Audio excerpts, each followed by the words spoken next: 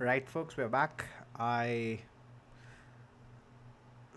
played around with a bunch of things, uh, trying to get the build error to fix itself. I tried to run it in Docker. I tried to um, change a bunch of the versions, try to compile LLVM v12 and use the latest version of the linker, which compiling LLVM v12 itself, sorry, LLVM v19 itself failed. So I just threw money at the problem and decided to use a VM instead. So that's where we're at. We just have a nice VM. Once again, temporary VM on the cloud. Doesn't really matter who gets access to it, right? And I have a tmux session running on this.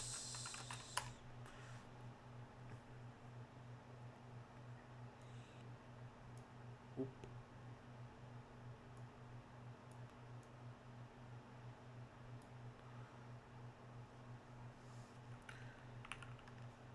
Right, so I have a tmux session running on it over here. Open up in my second monitor, and then these two. Um, yeah, that's where we're at, and running it from here actually works. Now, quickly go over some changes that I've made. Nothing major. Uh, I have added uh, the binding code, which I generated from using IRTool. It's very easy. We'll get to it in a bit, uh, and I'll demonstrate that. And then in the actual code here, I just commented out the inet6 section because we don't really care about IPv6. Um, and I got a few things. So if it is an AFINet packet, which is an IPv4 packet, um, we get the source address, the destination address, the source port, sorry, the destination port, and I'm not entirely sure what this is. It's just part of the union from the common socket. Now, how do we get this stuff? Relatively straightforward. Uh, we go into the Linux kernel stack, and you see that TCP con here points to the sock struct, and then you find the sock struct, which is I think in TCP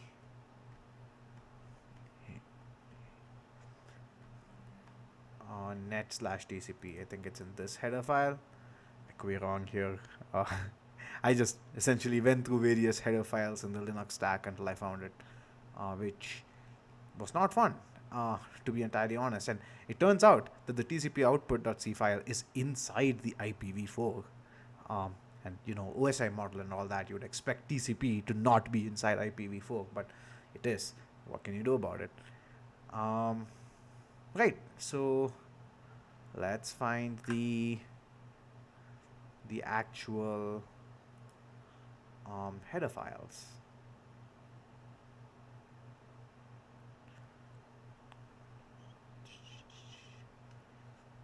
I'm pretty sure this is my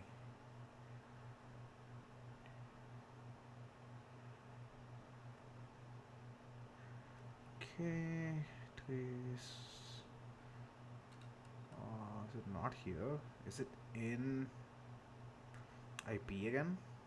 Could be an IPv4 again, to be honest.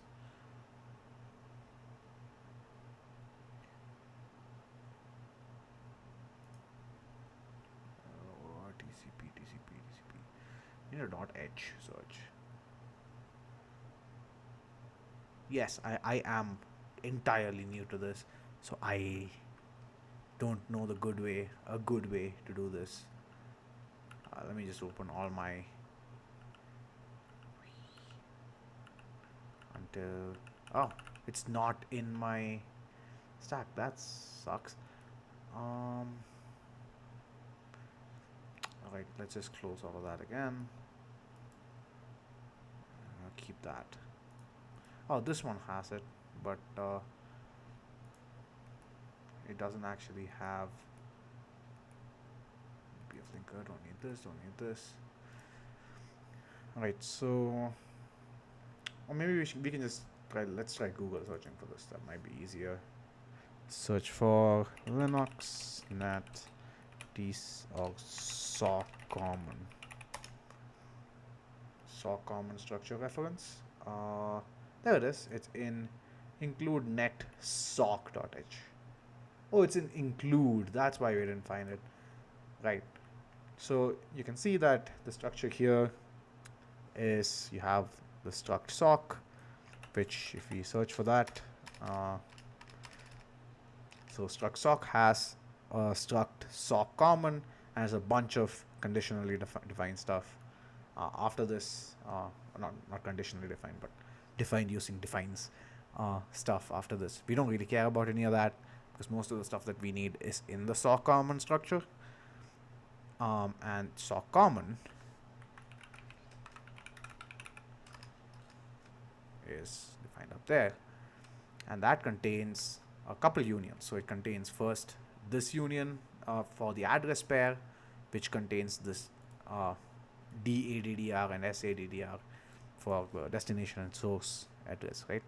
And it contains the second bit, which is I believe for the integrity hashes, hash value used with various protocol lookup tables by UDP lookup tables. Okay, I'm not entirely sure what these are, to be honest. I don't think they're the integrity hashes. They seem to be just random hashes for something. Not sure.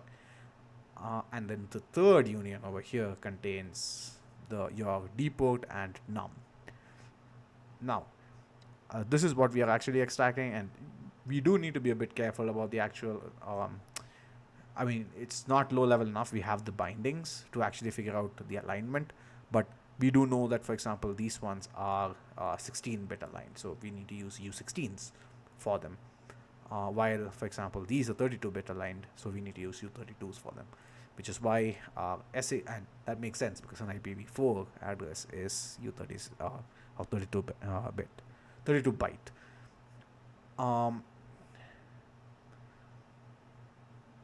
Alright, so we start from here. Wait, is it 32 bytes? 8-bit. 8-bit is 256. It's 32-bit. My bad. Yeah, so bit align, 32-bit and 16 bits, right? It's 9 o'clock. Not used to thinking about code at this point of time, but here we are. Alright, so the source address and destination address both come from this bindgen anon1. It's anon1 because of the union. And within it, you just dig into it and get the actual data. This is, so within, I can show you this.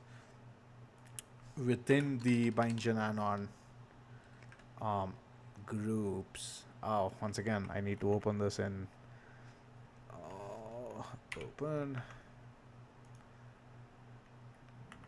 Coming back around to this a lot, but let's open daemon probe entry. Or open remote folder.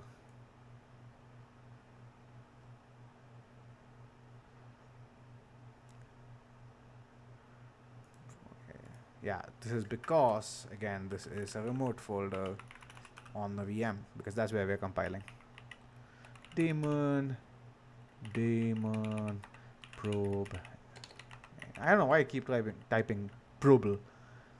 And again, we need to open up this path because otherwise cargo doesn't actually load, and then Rust analyzer doesn't work.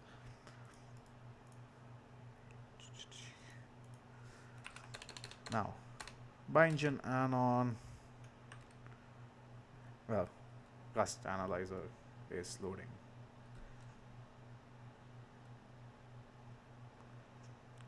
Yeah, come on. There you go. So you can see there are a bunch of unions, out of which we'll select the first one. And then you have this address pair, which is the actual raw bytes in the union, or the second struct, which is an anonymous struct, right? If you go back to the definition here, you can see that the second struct is an anonymous struct, which is bindgen anon1, and then within it you have two fields, and then the first field is the well, the field order does not matter here because we have the bind gen to actually get us the values. And similarly for all four of these, we actually get the values from them, right? That's the change that we made here uh, to actually get the data. Earlier, it used to do some weird stuff like this. It basically just used to get the addresses, but we want the port as well. Okay. Now, what do we want to do next? We want to actually, okay, let's go through the changes we made in the actual main code. So this is the user space program. I just commented out all the code that had to do with the express data path, and we are now just loading the daemon entry, the probe entry daemon, and initializing a logger and pushing, attaching that to this TCP connect function, and that's it. And that all works. So surprisingly well, right? So I'll go back to detach TCP. Oh, sorry, tmux minus TCP. Oh, and if anybody's wondering what the CC stuff here is, it's an iterm2 thing, which I don't know why no one else has done this, but it's an iterm2 thing that allows you to just open tmux as an actual iterm window, and then you can use iterm shortcuts and stuff. It's fantastic. But regardless, so yeah, so same setup as last time. We have two Python 3 servers. They're just HTTP servers, normal Python HTTP servers. One on port 3000, the other one on port 3001, the other one on 3002, and then IP tables is used to block the one on 3002. So standard setup. And we can run it here. Let us. Wow, that's a first. I've never seen that before. Weird. Okay, cool. Doesn't really matter to me. Okay, it's gonna run. And then that actually does the build of everything and runs it as well. And do remember that right now the actual express data path is not applied, so it's just the probe that's applied right now. And the first thing we want to do is to actually try to connect to it, for which we have the URI. I had it copied, and now I have struct copied. Okay, let me go find it from DigitalOcean.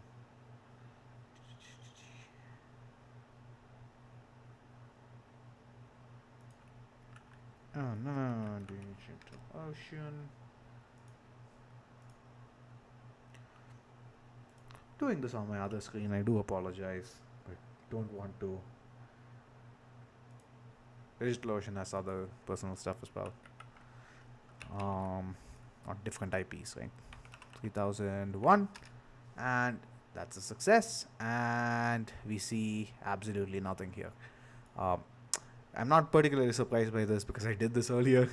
And the reason for this is that we actually attached the program to TCP Connect, and completely because of the name, right? Because of no other reason but the name. I was like, okay, TCP Connect sounds like something that comes up when you connect, like create a TCP socket. So let's try actually,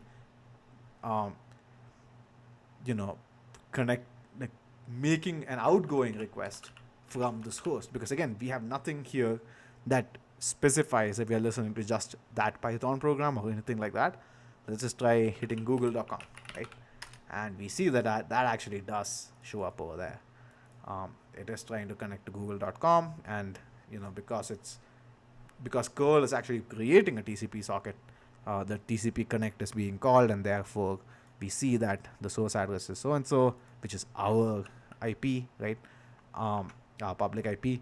The destination address is so and so, and the port is 80 and then 443. And this is funny to me because that means that internally we actually try to do a redirect, but this is just oh, document is moved here to www.google.com. I see. So most probably the curl itself returned a redirect to HTTPS, which it went to, and then it asked us to go to www.google.com, which is really funny. So curl actually followed that redirect, and it went to the HTTPS version. Cool. And the destination address is different, so there's load balancing going on. But this also means that this is actually completely irrelevant to us. What we want is for packets that come from outside to be analyzable. We don't really care about packets that are originating inside the host, at least not yet. All right, so what do we do now? We need to figure out, we know that TCP connect is not the correct function to hook onto. So let's try to find out which function we should hook onto. And this is where I was doing some light reading. I didn't actually read much, but I found this cool Datadog article where it showed that you can use strace to do this. I'm like, that sounds fantastic, right? So let's just do that. So all we need to do is put an strace -f before this. Trace -f. You might need to use sudo if you're not the root user. And this is going to start, and then it's going to time out a bunch because nothing's actually accessing this. But we can change that. Let's go over here and let's access it. And then go back here and close. And now we go through this giant messy log, and we see that the first function that's called here is accept4. And that sounds about right. So this sounds like the the function you'd call to actually open a socket, right? So we have accept, we have, and again, if you've done any like low-level C programming, you would know that you call accept a lot. It's just accept, :accept, but this is accept4, which I assume is one of the accept syscalls, right? And then you have get sock name, which also sounds possible. But let's look at these two. It's almost definitely going to be either accept4 or get sock name. So let's just do some research on those. This is where we leave any changes that I have made, and we are, going back into the Wild West. So I'll just do a git add dot get commit -m, make it work on a VM. I'm getting a bit lazy with my, oh no, this is, okay, fine, I'll do it.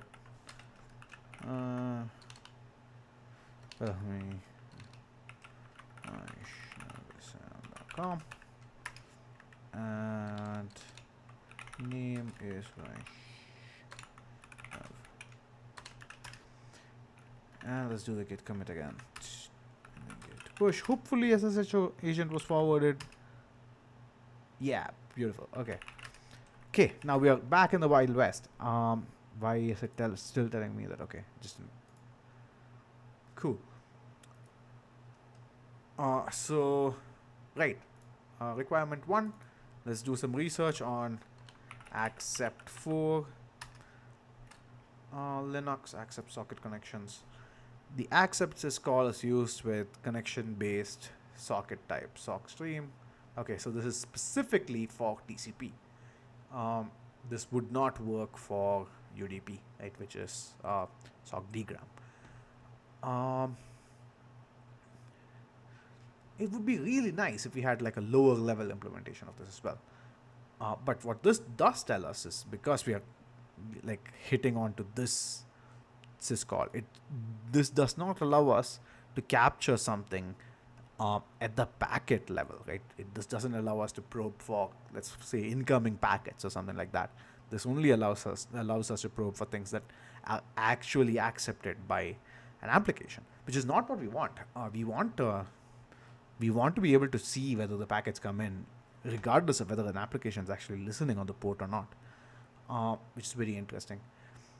This does allow us to figure out which ports actually accept traffic, which could be a feature in the future. For example, to figure out, who's listening on a particular port, or not who's listening, but if a program is listening on a particular port or something like that. But that's not what we want to do right now. What we want to do is just have like firewall capabilities. So I think the best way to go forward with that at this point of time is just logging before and after the XDR, the XDP plugin. Now, probes are really, really powerful because this allows us to figure out basically any syscall and then just hook to it, right? The way we do this in this case, for example, is find out the definition of this particular function, accept for, see what it actually requires, like see the definition. I'm pretty sure I'll start here something. There we go. Int sockfd. So this is the file descriptor. The sock addr. So we'll go and search what this thing defines, right? We'll go and search what these define, and then use that in order to figure out the data. So you can actually see something here, like the actual call here. So sockfd is 3. But within the second data structure, you can see that you can find out what the IP family is, what the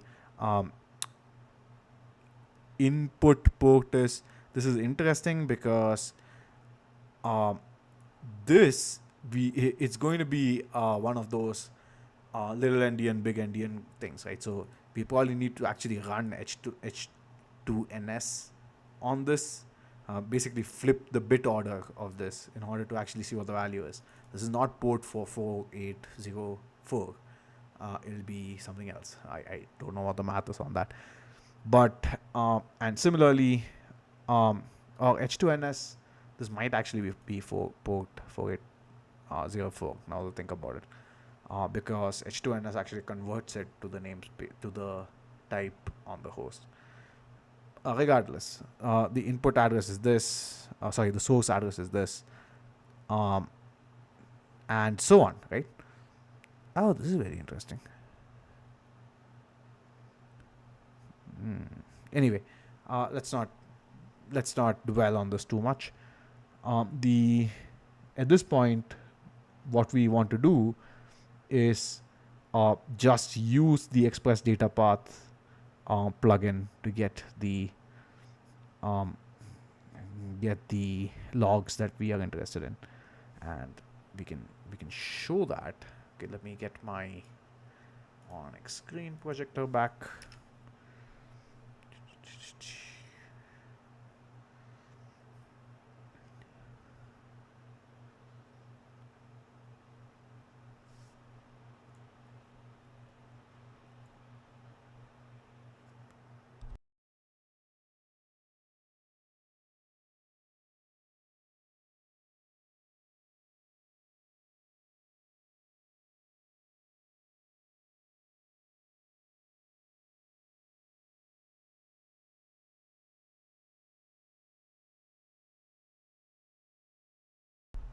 Come on, you can do it.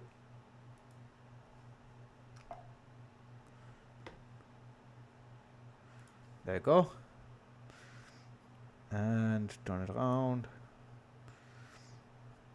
Right. So this was our original requirement, right? We are now able to capture this thing using accept for. Well, we haven't implemented it, but but ideally we don't want to capture it as it goes to the application. We want to capture it, somewhere around here, so we know what the actual actual status of the packet is, regardless of whether something is running on it or not. We need to figure out how to do that. That's definitely going to be probe entry, and to do both of these, looks like the easiest way is just to have the actual express data path plugin log something before and after its execution step. So we're good with this. I don't think I want to do the implementation of this right now because it's a bit late. So let's try to figure out what we can do to probe, like what we can probe to actually figure out the packet states after the IP tables, but before it actually gets accepted by something.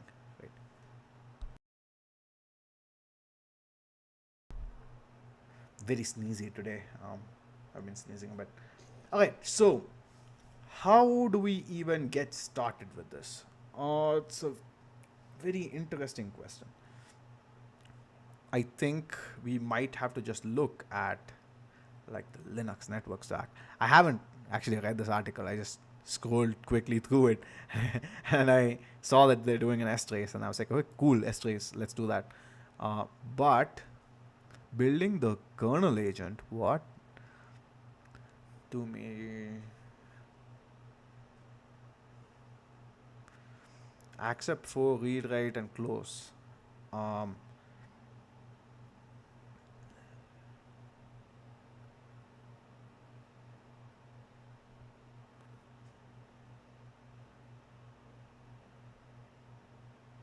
okay, that seems like an interesting discussion. But again, we want to know something before accept for is called. I'm pretty happy we found accept for, but we don't want to do it on accept for. We want to do it before accept for.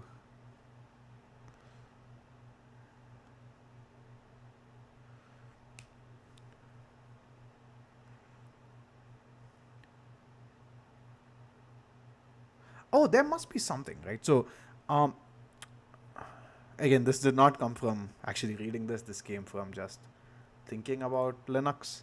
But if you know, again, low level, like socket level programming um, in um, in Linux, which I think I've written something about. I don't actually remember, to be honest. Yeah, how many TCP connections can you make? This might have, I think, if you go to that link, it has some low level implementation of like C code to actually like connect to servers and stuff. So you might want to look at this just as an idea of like how this low level implementation of stuff works. So this is the connector, but if you look at the listener, which is the server, you can see the actual like pole based system, right? So if I search for pole, syspole, right? So there's a pole FD, and then you call this pole function. Oh no, I'm just calling connection or accept over and over again. Right, but the fact that calling accept over and over again, or using pole to actually call, um, like accept over an FD or something like that, the fact that that works um, makes me think that there is like a queue. So there's a queue, which, you know, after your net filter stack is done or whatever, it pushes this event to a queue, and then, you know, poll or accept or whatever. Not entirely sure which one it'd be. You know, pulls from the queue and then does stuff to it, right? Or I guess poll would pull from it and then you accept it or something like that. But what we want to find out is what this event hook is, and that would be the correct hook for us, right? So let's look at. Do we have to look at netfilter code? Can we even look at netfilter code? Is there a GitHub for it? Okay, it's just in the Linux kernel, which okay, so makes sense. All right, gotta sneeze again.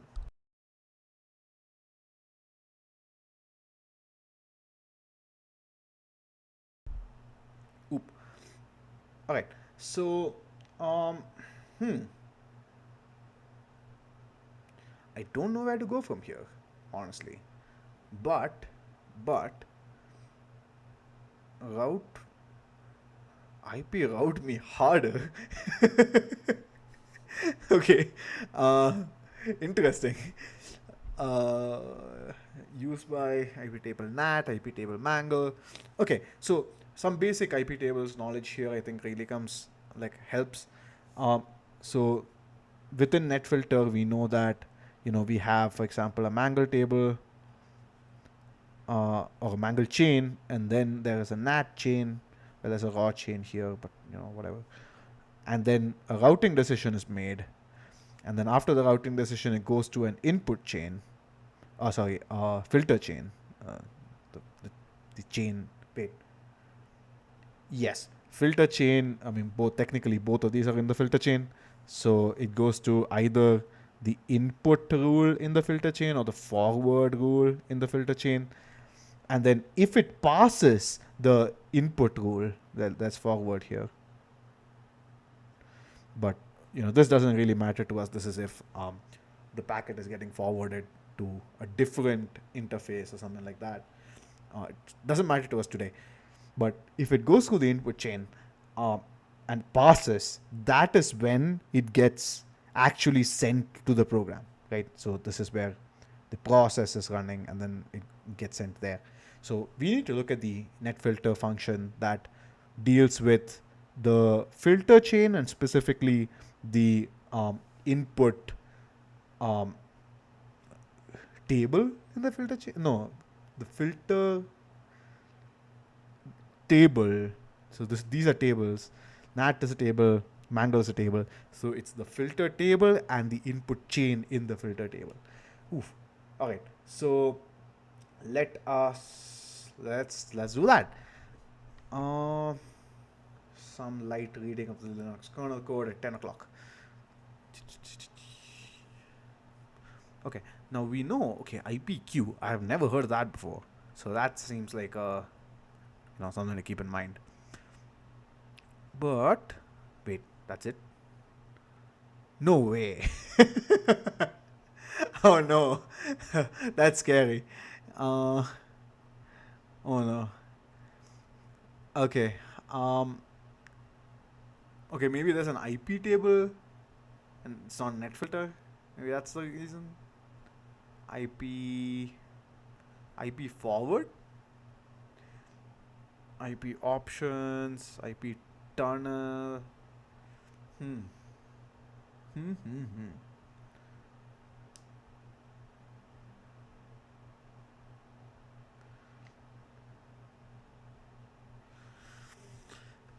Of course, it wouldn't be this easy. It would be fun if it was easy. Would it be? All right. Oh no. NetFilter. Oh, ARP table. There we go. IP table filter. That sounds like what we need to do. Okay, not bad, not bad. And this has fewer include files, which is always a good thing, because this means that probably the function that this will call in order to move to the next step is in net/IP, or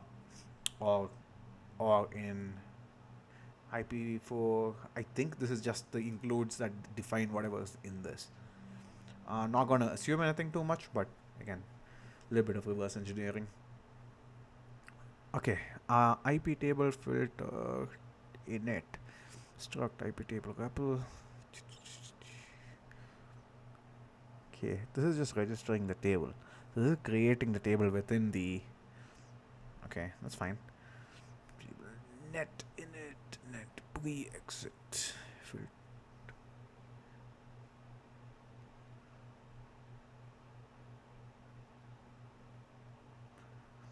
Okay, this is to actually delete the tables and stuff. This mostly I think handles creating the table, deleting the table, pre-exit. IP table unregister table exit.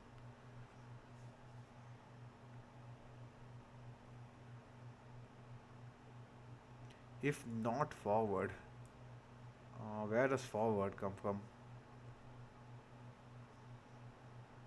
Bool forward, read mostly. Read mostly? Interesting.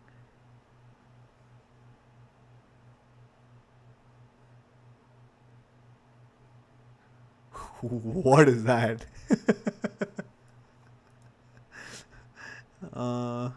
Okay, sure.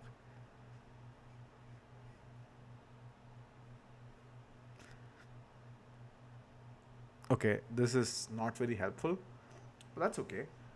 Um, IP tables. So I'm assuming these ones would define the actual um, creating the chains and stuff like that within IP tables, which is not too useful for us. But oh, IP table. IPT reject. That seems like a good point. If we can find out. Okay, so this is somewhere else that you know IP tables knowledge really helps. Is that for the input chain to actually accept your packet, either your default policy has to be accept, or you jump to the accept chain. This is a T. Accept. There we go. So if we can find out what happens for the accept chain, that would actually tell us what uh, you know where where the packet goes after accept. So now this is useless. The reject is technically useless for us, but it would help understand basically what happens, right? So uh, reject TG. What's TG? I can't guess what TG is, unfortunately. Um, doesn't matter. Okay. Fortunately, it's very well written code. There's not much here, so it's not too difficult to try to understand everything. This just creates the chain. Reject TG, read mostly XT target. This is like the name and stuff like that. Oh, this is really cool because we can check for an XT target of with name accept, and that should help us find the accept chain. Be helpful in the future. And then this is the check. IP table reject info. If info has echo reply is no longer supported. Okay. TCP reset must. Okay, these are some checks and stuff. That's fine. But usually I just seen ICMP net unreachable, and then it calls us NF send unreach. Net filter send unreachable. Um, okay, but that would not help us, I think. Well, technically, we do need to figure out if a packet is rejected as well. So we do need to try to figure out what happens on this. So where is the definition for this?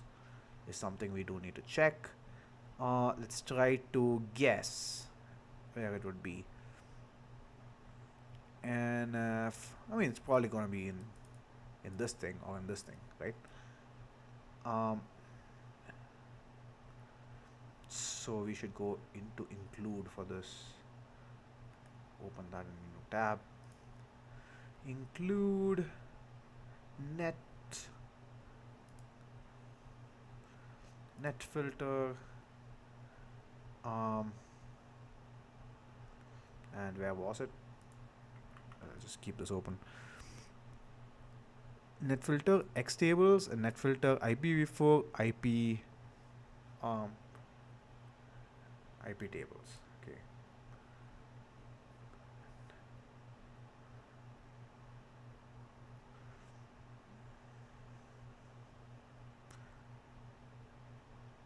Okay, I don't see an X tables here, unfortunately.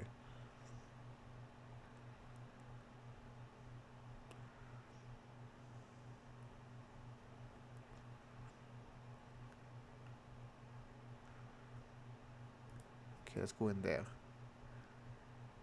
Contract NF reject. Oh, NF send unreach is over here. Is good. We did manage to find that.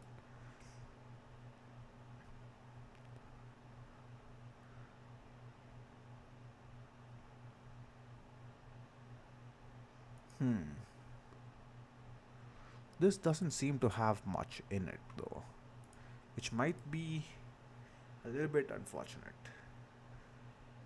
Send unreach and send reset. Okay, and then where is send reset actually called? If it's an IPT TCP reset. Okay, so we might need to take both of these. What if it's a drop? Actually, we need to look at that as well. Now, where would those be? I don't see them here. What's ECN? Explicit congestion notification. X tables.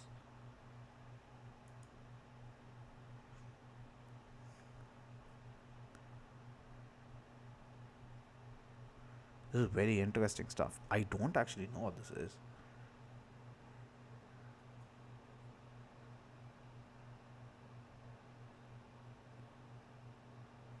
But, I don't think this matters too much.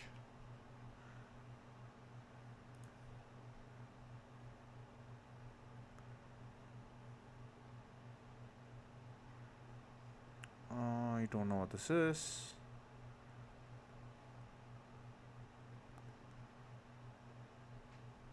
Reverse path filter match. Once again, do not know what this is.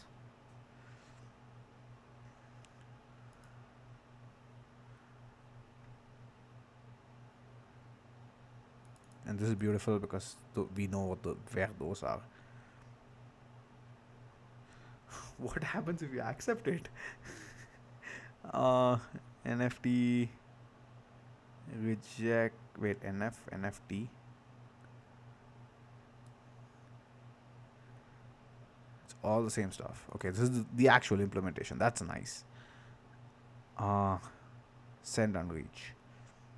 And hopefully send reset as well. Yes, send reset as well. Beautiful. And then NF reject IPT TCP header get, I assume.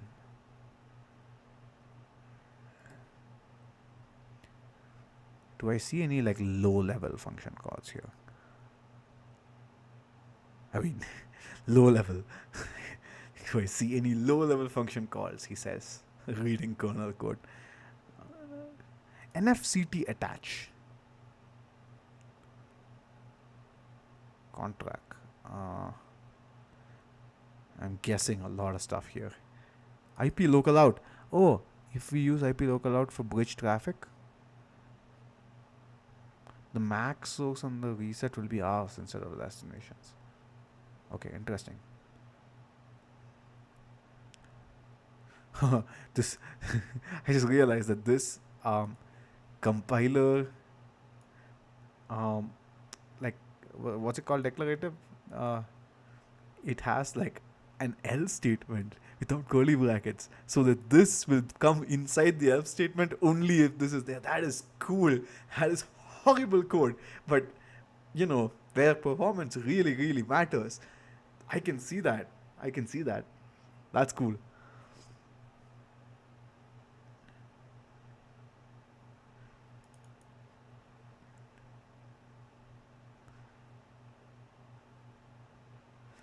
But that does mean that if this config is enabled, then IP local out might not get called if NF bridge info exists on old SKB.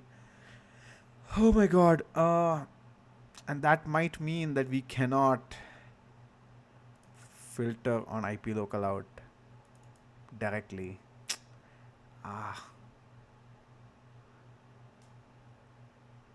Very interesting.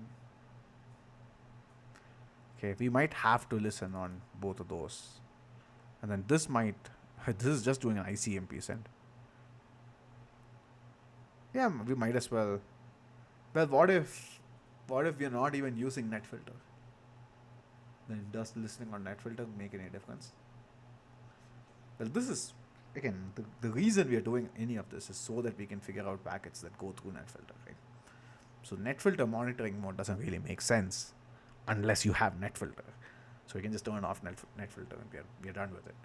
Cool. So for now, I think we'll just listen on these two for resets. Let me add that to my little diagram. So, oh, this did not reload. Okay, interesting.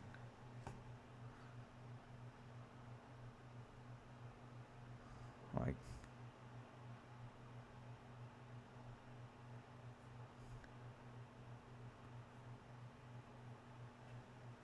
Might have to refresh my screen here.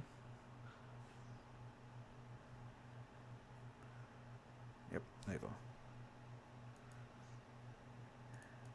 Right, so we need to listen to what was it again?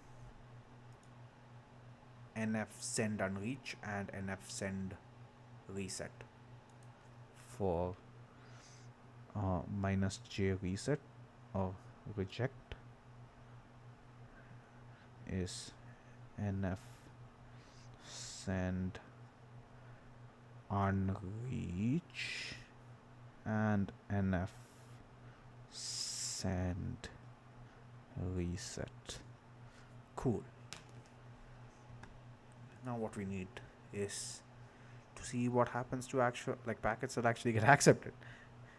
NF socket extract ICMP4 fields.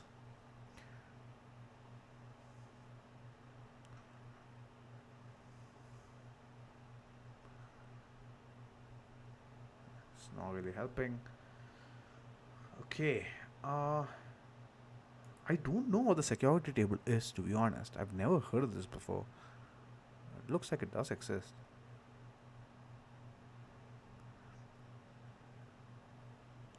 I've heard of these four, but I still cannot find what's happening in the case of an accept. Why can't this be easier? Don't want to do too much here.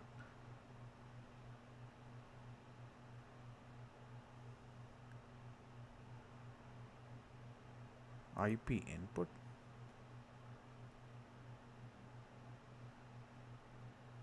Okay, this is literally the implementation of INET.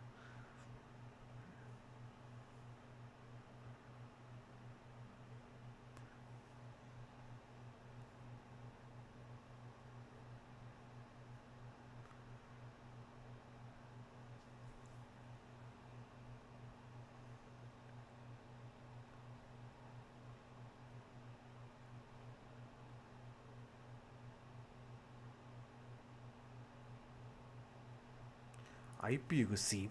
Wow.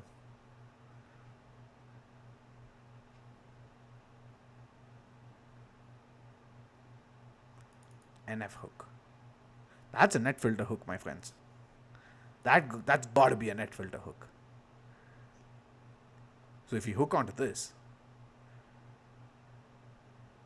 we should be able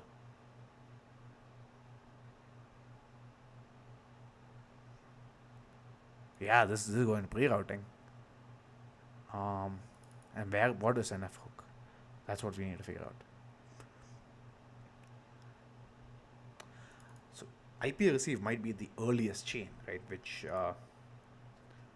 if you remember in our diagram, it could literally be this. So I don't even know where eBPF comes in yet, but this looks very promising.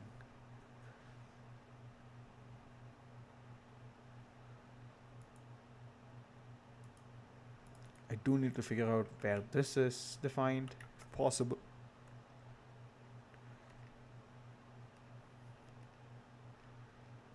Okay, there it is. Main IP receive routine.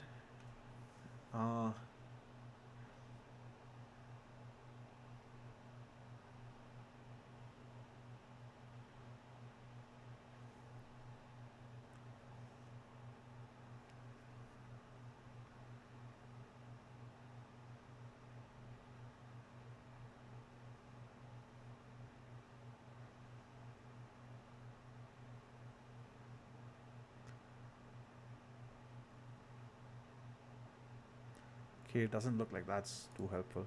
But NF hook, my friends, sounds. Wait, there is a receive finish function that would be called after it's done. Hey, think we might have hit the jackpot here. Let's not get too happy. But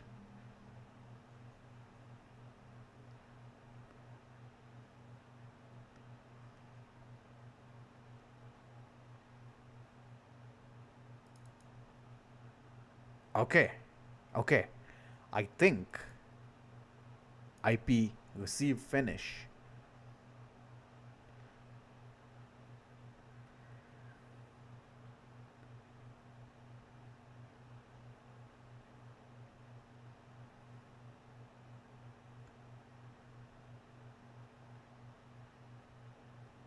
Okay, okay. So here's the thing. This drops a packet. Um, if this is not net RX drop, right? So what we need to do is add a return probe to IP receive finish to see if the packet is going to be dropped. Because if the packet is going to have like a return code of net RX drop, then we're going to drop the packet. So if you're going to drop the packet, it's not going to reach anything, right? Um, and what is DST input? Now the destination input, okay, this is not defined in here. We might want to actually hook DST input, but SKB, this is a socket buffer. This doesn't actually have the socket object, unfortunately.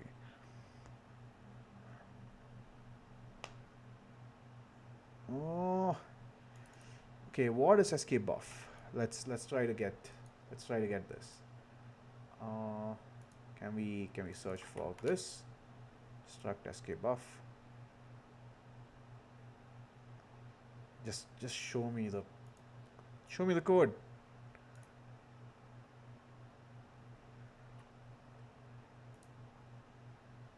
Come on.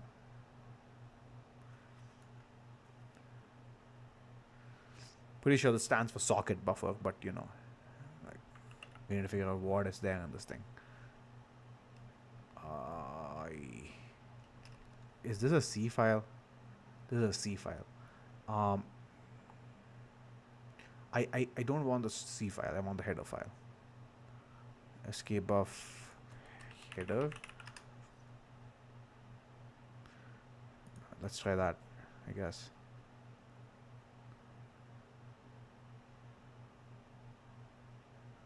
This really doesn't help. Oh, there we go. Maybe if I click that.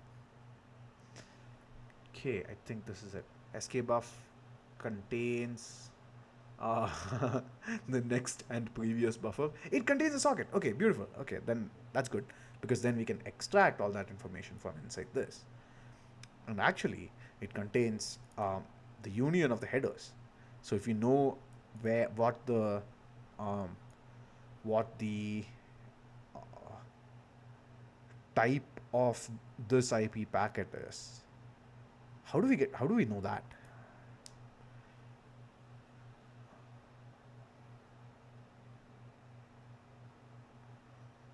Net device sock. Oh, might be in sock, now that I think about it. The socket family, but that only has inet. Hmm. Hmm. Because this is just a pointer, right? So this union is just a pointer, and we need to figure out how to interpret that pointer. And how to interpret that pointer depends entirely on, um, you know, the family of the pointer. Let's keep going. This is the control buffer. It's free to use for every layer. Okay, interesting. Just 48 random bytes. Signed int, length, data length, MAC length, otherwise known as the places that you're used to break stuff. Priority cloned IP, some no header, packet type. Could this be? Oh, protocol. Uh, let's try packet type and protocol. Seems interesting. Okay, I clicked on protocol and it took me nowhere. B16 protocol, protocol, packet protocol from driver. Oh no, this is just the actual protocol. I want to know the internal protocol. Let's see. Next buffer on the list. Socket we are owned by.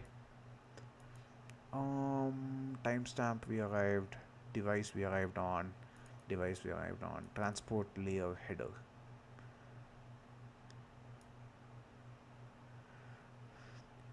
Okay, we might have to figure out what's going on here, but this is very helpful because it means essentially that we can probably hook onto DST input for the final data. This only works for non-drop packets, but it does work. It does work for accepted packets. Okay. The other strategy is to hook onto this with a return probe. The benefit of that being that we get the socket buffer, but we also get like the drop packets, so we know which packets have been dropped, right? Okay, interesting. So I'll just make a quick note of that. I'm not going to bother showing you guys like the screen again, but I'm just noting this down. P receive CV finish and DST input. Okay, cool. I think we'll go on to more stuff next time. I think this is where we'll stop today. Yeah, that's been productive.